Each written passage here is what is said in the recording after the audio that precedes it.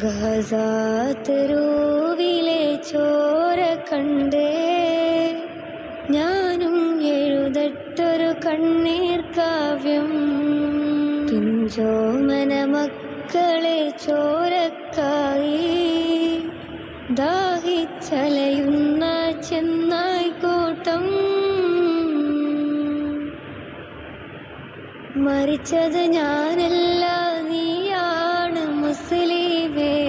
ഫാസിസ തടവറയിൽ അടിമയായി നിൽപ്പോ നീ. എന്ന് തീരും ഈ കണ്ണുനീരിൻ മോചനം നേടുകില്ലേ?